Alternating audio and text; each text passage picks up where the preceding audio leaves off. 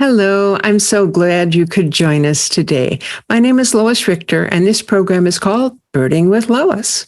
And usually we talk about birds, but sometimes we talk about bird relating things. In this case, it's going to be gear, and we're talking about a parabolic bird microphone.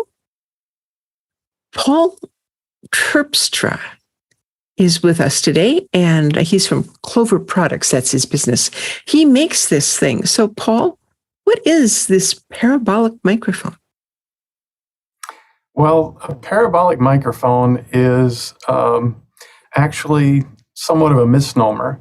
We are actually constructing a parabolic collector. So it uses the mathematics that you learned in high school algebra, that if you have a parabolic curve, everything that enters from in front of that curve is reflected onto a single point. So if you put a microphone at that focus point, it becomes a parabolic microphone. So let's back up here. I know we're going to get into all of those details and all of those scientific things, but before all of that, this is a microphone that helps you get better quality sound from the birds that you're trying to record. Is that right? Correct. The parabolic microphone does two things. It amplifies because it is collecting sound from a larger area and focusing it to the microphone. So it's mechanically amplifying the sound. And secondly, it's blocking the sound from the side and the rear. So it is focusing your attention, if you will, on what's in front of the dish. In most cases, what we're speaking of tonight, that would be a bird, while eliminating or ignoring the bird sounds or the road that you're next to. That's where the parabolic microphone really shines. Okay, so we're going to get the birders involved, but for right now, go ahead and show me charts and graphs. I know you want to. Okay. Well, when we come to microphones and trying to record or listen to birds, there's two basic issues. The first is what I just talked about, directionality. How much can you focus in on the sound that you want versus the sound that is around you? And then secondly, amplification. Can we amplify that noise so that we can better hear it? And like you say, I'm going to have to get a little bit geeky here, but this is a shotgun. Everybody sees shotguns on top of the news cameras and so forth. It's what many people think of when they decide that they want to go out and capture bird songs. A shotgun is basically a standard microphone at the end of a long hollow tube. It's not doing any sort of amplification. It's strictly trying to block out the sound energy from the sides by using this tube. And as you can kind of see there, they cut all sorts of interesting patterns and slots and so forth in that tube in order to get the best possible sound that they can. Now, all microphones, if you go out to any electronics store and say that you want to buy a microphone, they will show you a polar plot. And a polar plot is basically the amplification, or rather the loss of amplification, as you move away from directly in front of the microphone. So the little chart down on the right is what you would get from the manufacturer. The little chart on the top is from our own testing in our backyard. So as you can see, those lines represent the amplification as you go from straight ahead of you, 0 degrees or vertical. As you move off to the side, the amplification reduces. And each line is the loss or the loss of amplification from straight ahead. And that is different for every frequency. That's what makes it more interesting, if you will. Now, in order to make this more relatable, these charts that you get from manufacturers are a logarithmic scale, so they're not a linear scale. So if you take that chart and convert it into amplification, and again, I hope this is large enough to read, that first major line, we've reduced the amplification by 25%. The second line, we've reduced the amplification by 50%, and so forth and so on. So there again, you can see as you move away from the center line, your amplification is reduced. Now, to try to make it more user-friendly or more relatable to the common person that's not used to dealing with this thing, I made a little chart. If you had a circle of people around you and everyone was exactly 6 foot away from your microphone, these little dots represent how far that person would appear to the microphone. So in other words, the person directly in front would appear to the microphone as being 6 foot away. But if you are 120 degrees off of axis, it appears to the microphone that you're over 100 feet away. So again, this is just a way of demonstrating or trying to signify how the microphone picks up the sounds from different angles. Okay, this is a more expensive shotgun. This is $1,000 shotgun microphone, and its graph is more vertical, if you will. It's a tighter pattern. And again, if we look at the amplification, it's probably a little clearer that you can see the amplification drops off more quickly. Now, if you'll look closely, you'll see that there's little stars there. And those stars indicate when the different frequencies have lost half of their amplification. And we'll come back to that in a minute. Okay. And this is using that same illustration of how people in a circle around the microphone would sound to that microphone. So now when you go out 120 degrees, it sounds like they're 40 feet away. Okay, now this is our little Klover Mic 09 parabolic microphone. And again, it's really a collector dish with a microphone installed. We manufacture and sell the collector dish, and you can put whatever microphone you might want inside that collector dish. And again, to give it some sort of an explanation, you can see how all those little circles are the sound energy, and that sound bounces off or reflects off the collector dish and all reaches the microphone at the same time. So now you can have a dish that's 9 inches or 16 inches or even 10 foot in diameter, and it will all reflect all that sound energy. Excuse me. All that sound energy will be reflected back to a single point where the microphone is. So you're mechanically amplifying what's in front of the dish, and the dish is blocking or deflecting the sound that's coming from the sides or the rear. Okay, this is what the pattern looks like, or we'll go to the amplification. You can see again how much more narrow or directional that amplification pattern is. So now you just have to move off a few degrees and you'll lose 50% of your amplification in certain frequencies. So again, this is what it looks like to the, if you had a circle of people around, this is what it would sound like to that microphone. Now people that are just 20 degrees off center sound like they're 40 feet away from the microphone, to the microphone. Okay, so what does all these angles and decibels mean?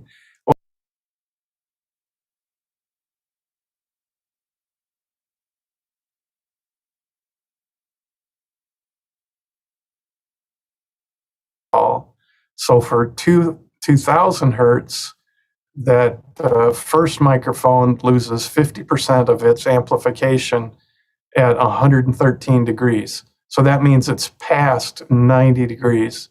And at the highest frequency, 8,000 hertz rather, you lose 50% of the amplification, 52 degrees off center line. Now, if we compare that to the $1,000 shotgun at 8,000 hertz, it loses half of its amplification when you move 32 degrees off center. And for the parabolic mic, it loses half of its amplification when it's just 12 degrees off center. Now, okay, so what do all those numbers mean? If you're 50 foot away from a bird and you're using that first shotgun, 52 degrees creates a circle 128 feet in diameter.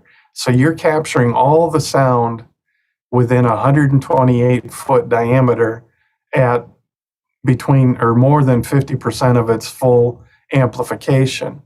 Where with the $1,000 shotgun microphone at 50 feet, again, it's 32 degrees, as I mentioned.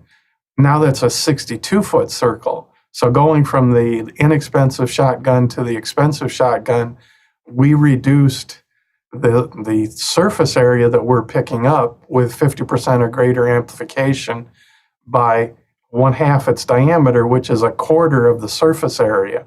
So you're greatly improving your signal to noise ratio. You're 4 times more likely to pick up the signal that you want compared to the signal that you don't want. Now, the Klover mic, the parabolic microphone, being just 12 degrees off center when it loses 50%, that means that your circle is only 21 feet in diameter. So we went from a circle 128 feet in diameter to a circle that's 21 foot in diameter by just changing microphones.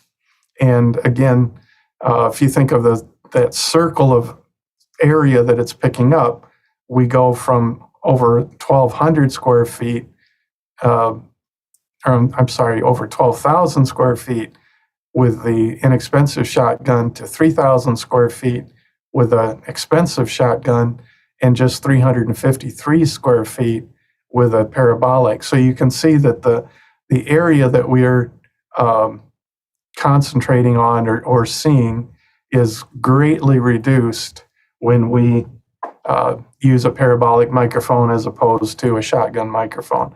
I hope that all makes some sense.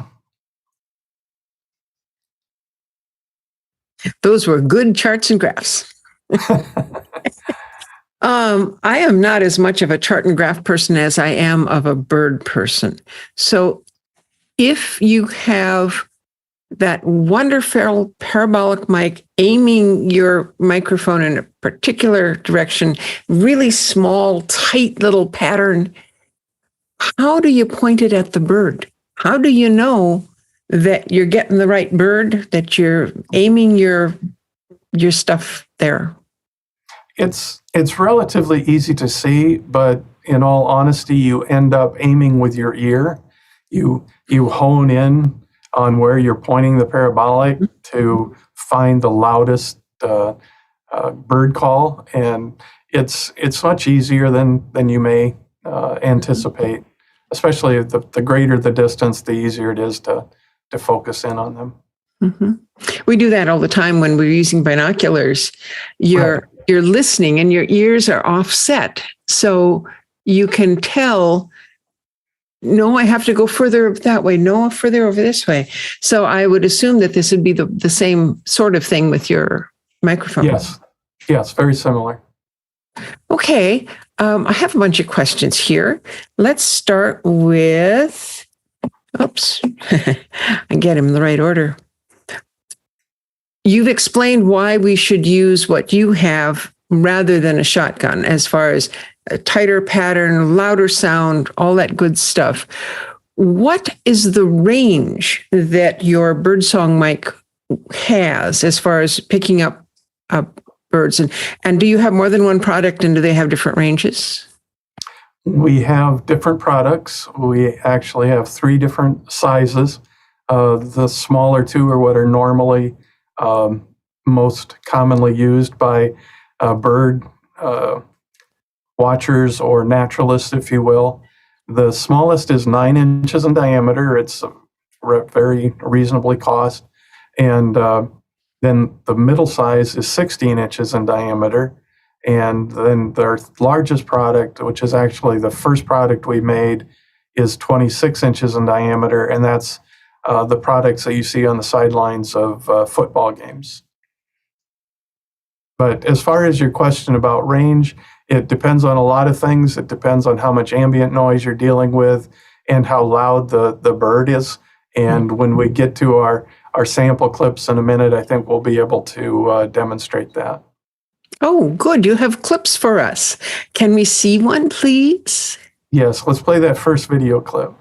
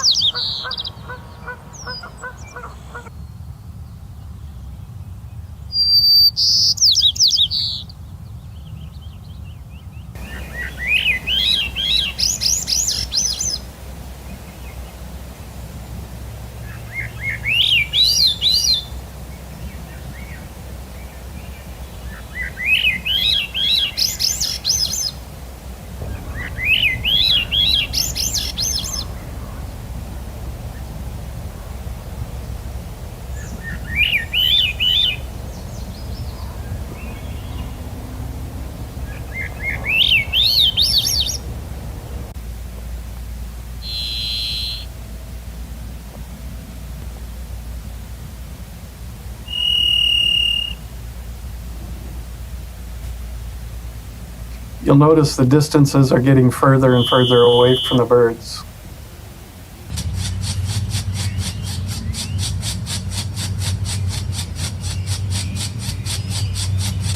That's strange looking.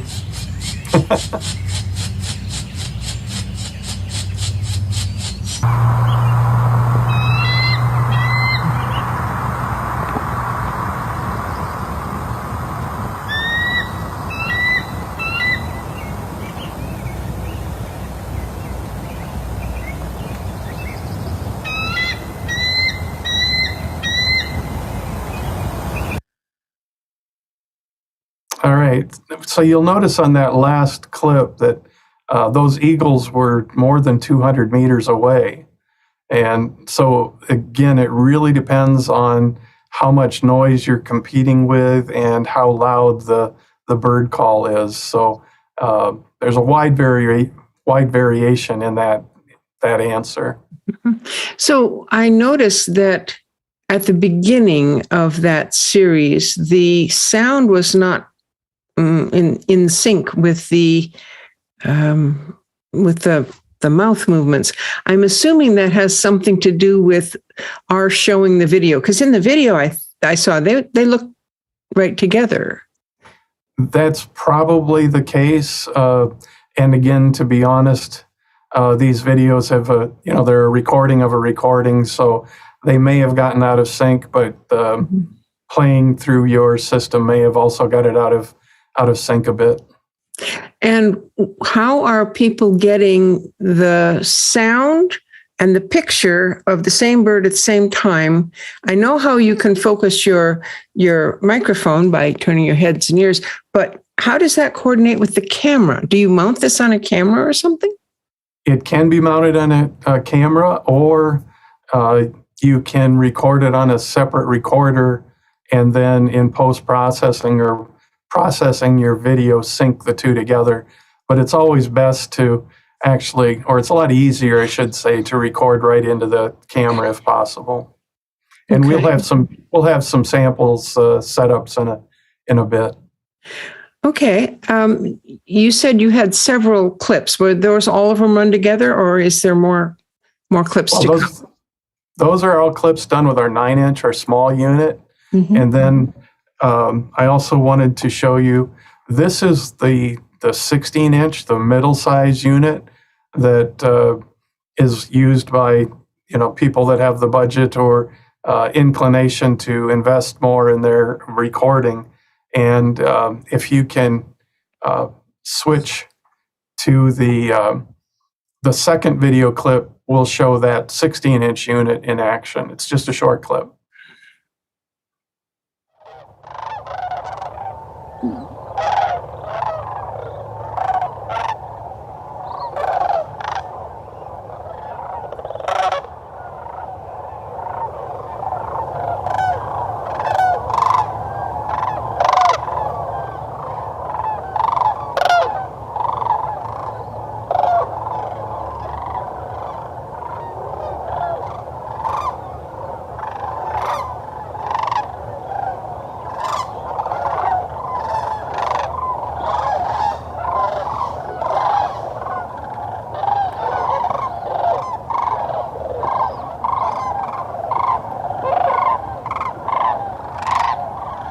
All right, thank you. So again, you can see that those cranes were quite a distance away from the microphone, and they were able to pick up the call of the cranes quite distinctly. Mm-hmm. Mm-hmm. And then you said you had a big one. Do you have a sample of that one or not? Or am I out of order? I do not have a bird sample. If you watch your football on Saturday or Sunday, you'll have lots of examples if you listen closely. Okay. So what's the next clips that we have? Okay. Since we're talking audio, I wanted to show you, or at least demonstrate a little bit of what could be done with the audio that is captured. I know a lot of your listeners are probably very familiar with Photoshop and all sorts of editing of photos, but you have a lot of the same type of tools for audio if you take the time to learn them. So if you don't mind, let's play the third clip now.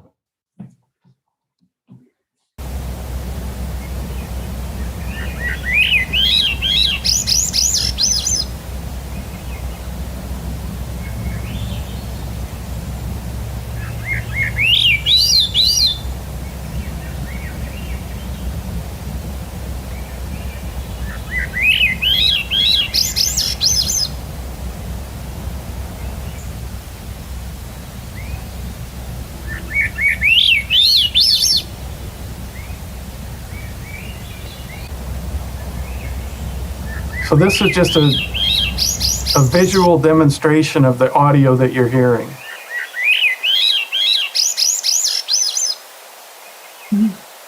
Got rid of a lot of that background noise.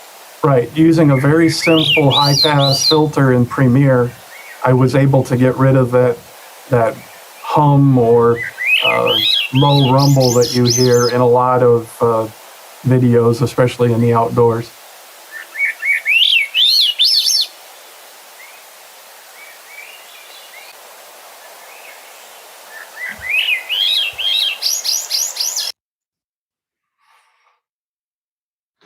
That's pretty impressive. And just in case any of your watchers are Premiere users, this screen here shows that it's just a high-pass filter. And like it says, high-pass means anything above your set point is let through, and anything below your set point is rejected. So I put a 500 hertz limit. And as I mentioned earlier, all the bird songs are normally from 2 to 8,000 hertz. So by putting a limit on frequencies below 500, you still heard the bird songs very clearly, but you lost that low end rumble. Now, if you want to get even more complicated, Premiere and most of the video editing programs have equalizers. So instead of completely cutting off the low frequencies, you can actually adjust the volumes at different frequencies, very much like you do when you're editing photos and turning up the blacks or the whites or the midtones, doing very much the same sort of operation, but with an audio file. That's fascinating.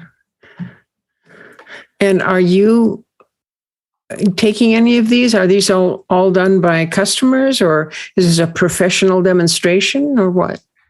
All these video clips were clips that customers have shared with us. I make contact with as many customers as I can, and I ask them to share videos, sample clips if they have them. So all these were supplied by different customers. And you listeners out there, if you have some video clips taken with one of these Klover products, make sure to send it to Paul. How can they reach you, Paul? The easiest way is to go to kloverproducts.com, and there's a contact us form or an email address. Either one will work. And Klover is spelled with a K, of course. Yes. Okay. There's a long story behind that, but. Well, maybe we'll get into it later, but let's see that last. Is this the last clip, or is there one more? There's one more clip I'd like to show. Okay.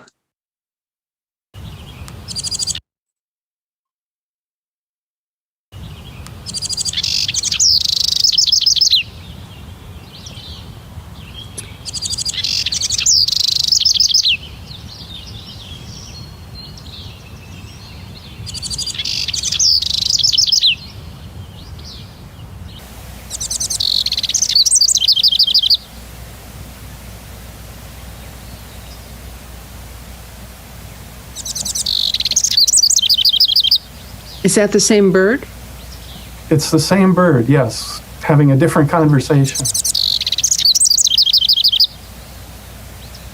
I just wanted to show this because to me anyway, it was very interesting to be able to visualize the different patterns of his call.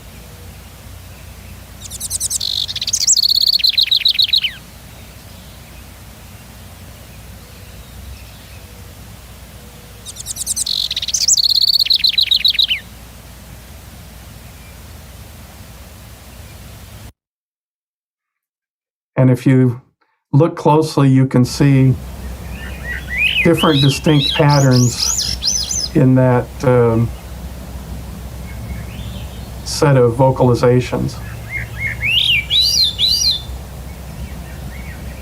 I've seen similar things, except instead of going vertical, it was a long horizontal thing at Macaulay Library, where people have recorded birds and then posted their calls. They don't have pictures with it, of course, but right.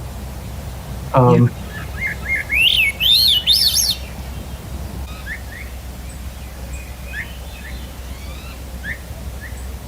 This is amazing. These little tiny chirps. Right. You wonder how much of a conversation is going on. Makes me wonder how good their hearing is. If there's another bird, 300 feet away, are they hearing each other?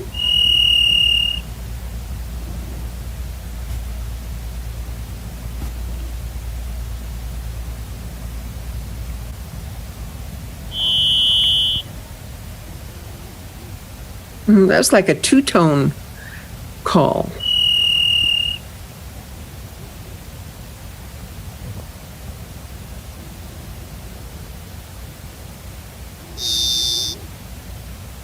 He really changed key there.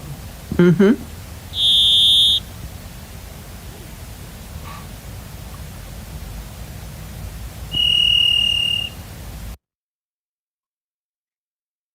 Okay. And just to cap that off, I wanted to show, I'm sorry, there we go. There is free software that will do the visualization. Like you say, I think it moves horizontally instead of vertically. Mhm. But there is software out there that's free for you to download and play with.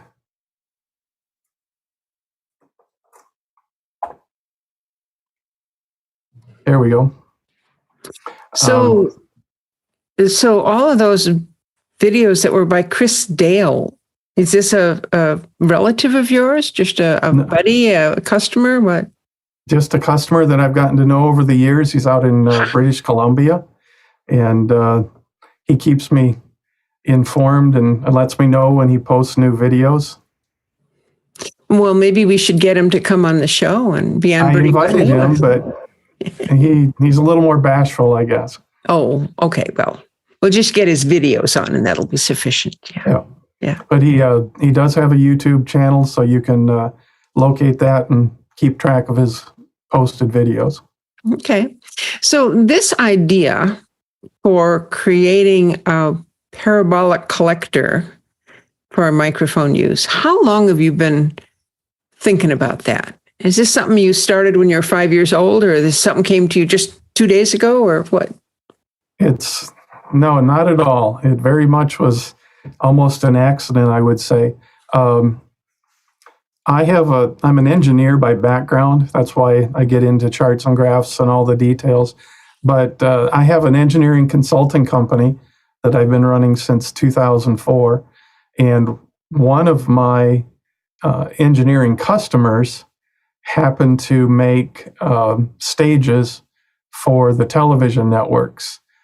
So if you watch, for example, the Super Bowl or the World Series or so forth, you'll see announcers right next to the field, and they'll go to a commercial, and when they come back, the whole stage is gone.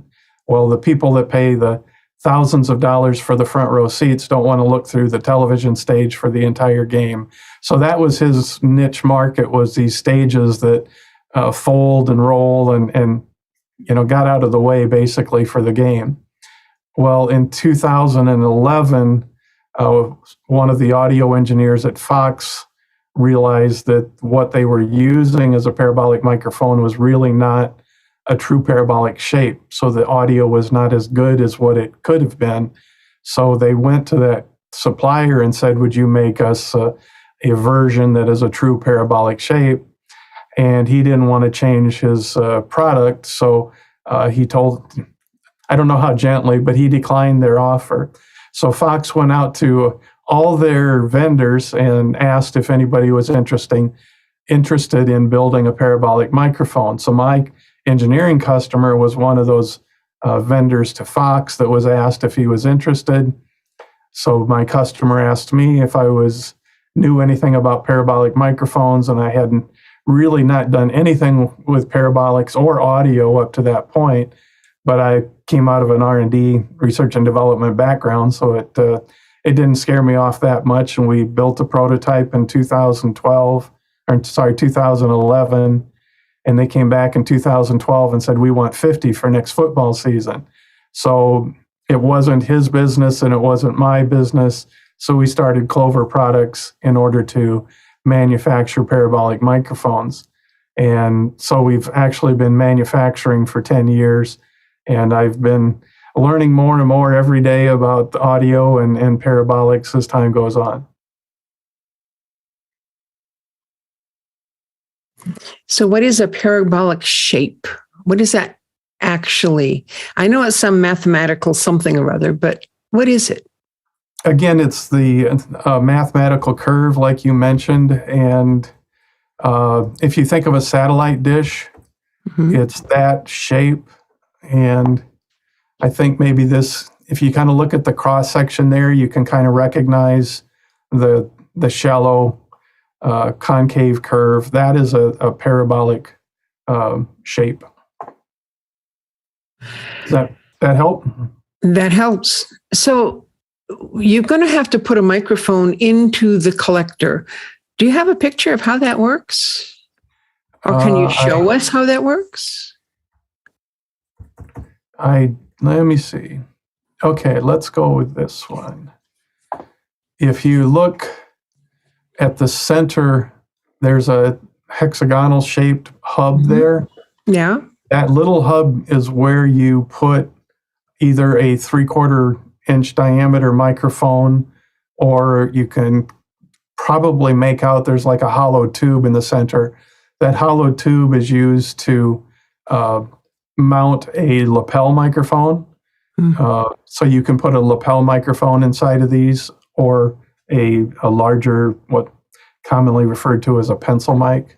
So it's really relatively easy to do. And let me see. Yeah, I think in the sample pictures that I have next, we should be able to get a better idea. Okay, well, let's go for that then. Okay. Well, let's go. Okay. The question, this will lead into your question, what microphone can I use? And all of our microphones, or our parabolics, are designed to use with omnidirectional, and the larger ones you can use lapel or normal pencil or miniature diaphragm microphones, they call them. Either one will work in the larger ones. With the small one, you need the lapel mic. There's just not physically enough room for the microphone, a larger microphone. And as far as which devices, you can use them with smartphones, mirrorless cameras, DSLRs, video cameras, audio recorders. Basically, any device that has a microphone input, you can use with a parabolic microphone as long as you have the proper microphone. Okay, so here is a smartphone. You can see that's just a fairly common smartphone grip with a pistol grip handle at the bottom and the parabolic on the top. And if you look at where the orange arrow is, you can see that there's a little cable coming out of it. With a smartphone, you need some sort of an adapter, because smartphones nowadays don't have a headphone and a microphone jack on them like they did years and years ago. So you need, it's usually a USB-C to headphone and microphone adapter. They're readily available on Amazon or Best Buy, whatever is convenient. But you'll need some sort of an adapter for a smartphone. But if you look in the center of that circle where it says SoundShark is our consumer version, you see the little black dot. That is the microphone itself. So it just clips in with a plastic clip at the center of the dish. And this is a little larger smartphone rig, same sort of thing. It's just more stable. And my personal preference is to have the parabolic below the smartphone. It just acts as a little bit of a pendulum, so it's gives it a little additional stability, it seems to me. And this is again, a SoundShark on top of I think that's an Alpha 6500, a Sony mirrorless camera. And there in that picture, you can see the little white plastic clip right at the center of the circle. That clip is what you clip. It just snaps around your microphone, and then the white clip snaps into the SoundShark. So it's very, very easy to install the microphone. And this is a Lumix. It's a SoundShark on a Lumix GH3, I believe that is.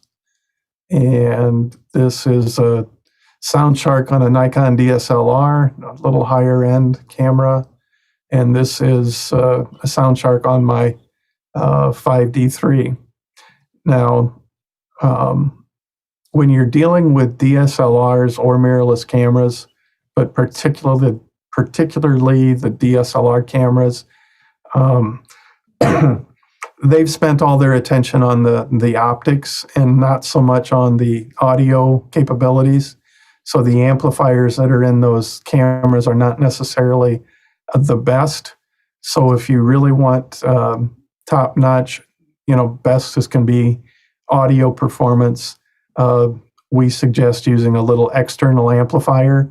So you use the external amplifier for the amplification and basically turn off the internal amplifier. because the external amplifier is much higher quality electronics, and the audio people are focused on audio, the camera people are focused on the video. So it's just a way to get better audio out of what would not normally be used for audio.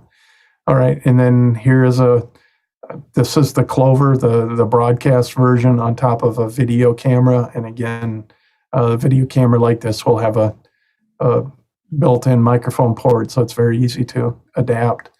And if for some reason you just wanted to hear or record your bird calls and not necessarily use video alongside of it, you can plug the SoundShark microphone directly into an audio recorder and then play it back on your PC or listen to it on headphones. So that's, I think, relatively common for people to just want to listen and not necessarily do the video. So that's my sample or set of sample clips that I have.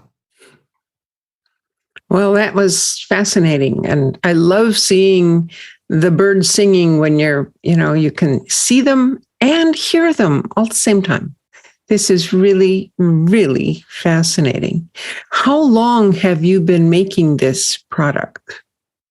Now, I know you have 3, but how long, right. When did the first one come out?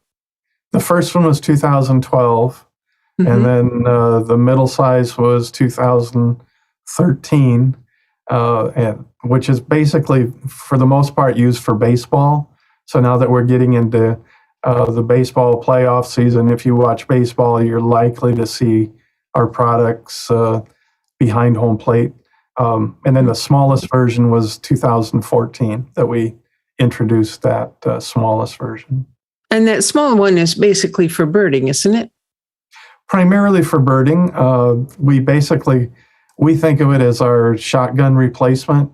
So people that use shotgun mics or wireless mics for man on the street interviews, documentary type films, they use them.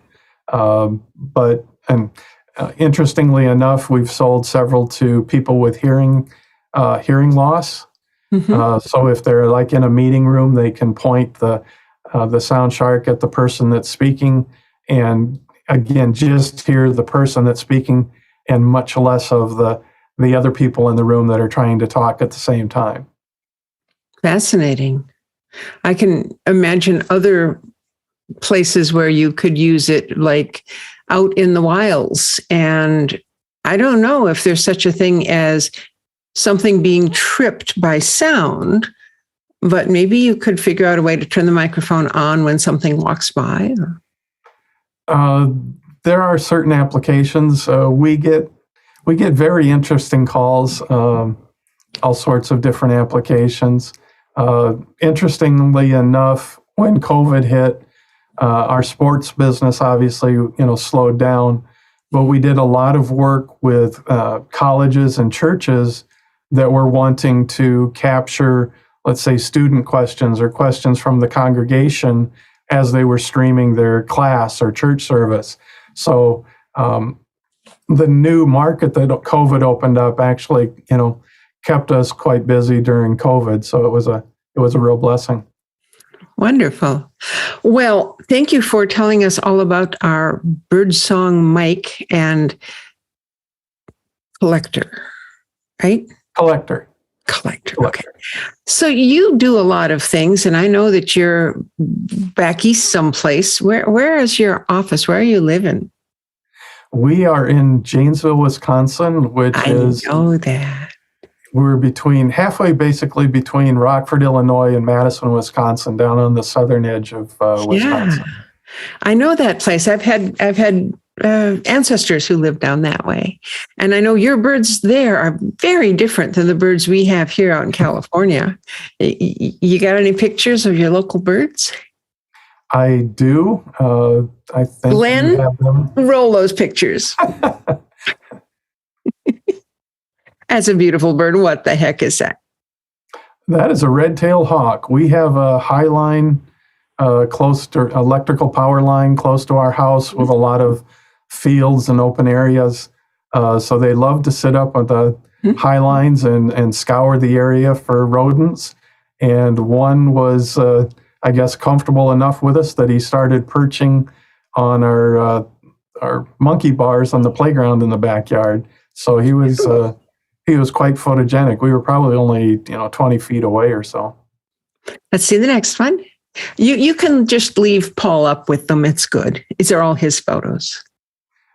This is a hummingbird. We do get a fair number of hummingbirds, never as many as we like. We love watching them, but when I have time and time allows, I love to set up the camera and sit inside with a remote, shutter and capture them. But we have usually 2 or 3 pairs that visit throughout the summer. And those hummingbirds back east are not the ones we have in California. Yours are ruby-throated, aren't they? Many of them are, yes. Yeah. Next. Now that's not a hummingbird. What happened to all the other hummingbirds? Well, they'll come up eventually.